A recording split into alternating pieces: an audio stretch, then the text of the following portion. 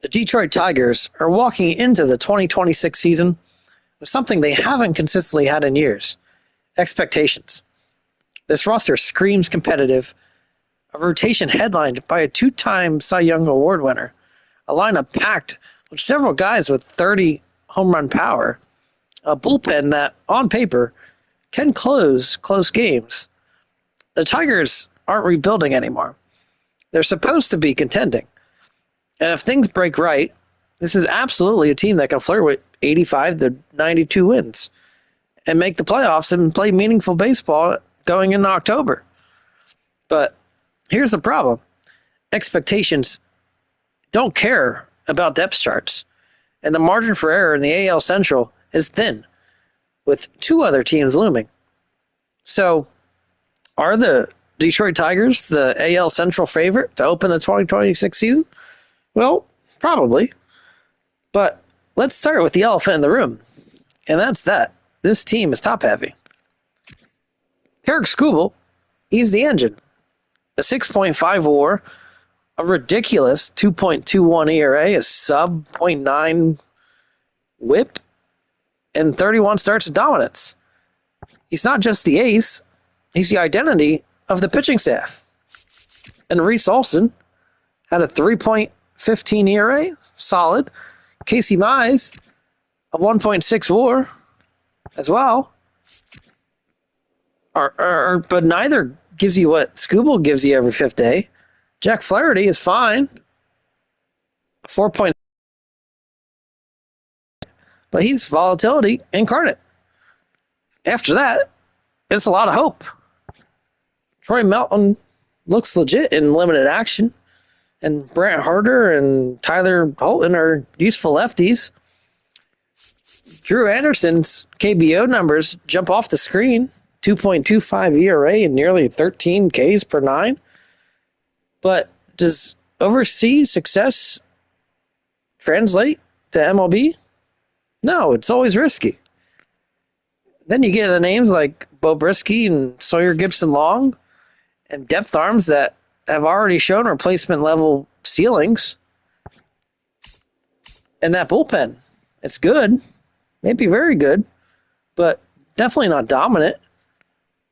Will Vest and Kyle Finnegan give you stability, but Kenley Jansen's aging.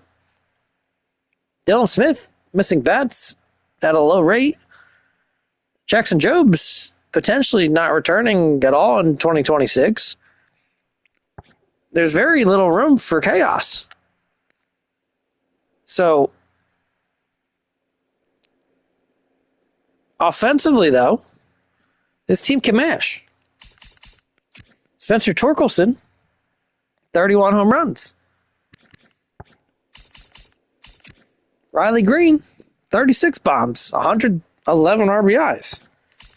Kerry Carpenter's steady production gives Detroit real thunder. Gleyber Torres brings stability to the infield. Zach McKinstry quietly does everything. And Dylan Dingler is emerging as a 3 WAR plus catcher. It's a massive win. But consistency, that's where the concern creeps in.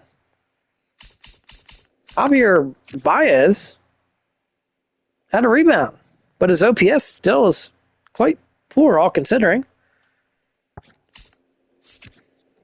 Cole Keith and Wenceel Perez are solid. Definitely not stars. Parker Meadows and Troy Sweeney struggled mightily offensively. Meadows is pretty damn good defensively, though. And there's very little immediate help waiting in the wings. Most of the upper minors haven't proven anything at the MLB level yet. This lineup works when the core stays hot. When it slumps, there's absolutely no safety net. So let's just briefly zoom out to the division. The AL Central isn't stacked, but it really is annoying. Teams like the Cleveland Guardians and Kansas City Royals are absolutely going to find a way to survive in 2026. They won't implode. Yes, the Minnesota Twins are definitely going to slide. And actually, the Chicago White Sox now have some talent, but direction's their question. While the Tigers are built in a way where one crack can turn into a fracture fast. This has been baseball's most cyclical division. Windows open fast and slam shut harder. There's no true perennial powerhouse, just traditionally whoever figures it out that year. Now, what happens if the Detroit Tigers lose Skubal? This is where the season can quickly unravel. If Tarik Skubal goes down for any extended stretch, the Tigers don't just lose an ace, they lose structure. And if he's actually traded, they lose any chance of being a true World Series contender. And probably, most definitely actually, miss the playoffs altogether. I mean, suddenly, Reese Olson is your game one guy without Skubal. Suddenly, every bullpen arm is pitching higher leverage more often. Suddenly, your rotation ERA is going to jump a full run, and your offense has to score 5. Once again, Jackson Jobe is going to be gone all year. Ty Madden missed all 2025. Is he going to come back healthy at all?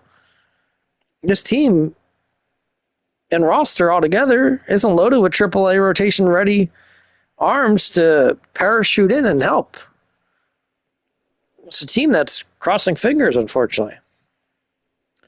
Without Skubal, the Tigers don't become worse. They become ordinary. And ordinary in any division is just fighting for third place. And really, this is truly, there's a true thin line between contender and collapse for the Tigers in 2026. The 2026 Tigers are good, possibly very good, but they're balanced on a knife's edge. This roster can absolutely win the AL Central if things go right, but it's built in a way where one major piece going down changes everything. One injury, one prolonged slump, one rotation top-end domino tipping over. Tarik Skubal is the difference between October baseball and another year of almost. And in a division where survival matters more than star power, that's a terrifying place to live. Because for Detroit in 2026, the ceiling is real.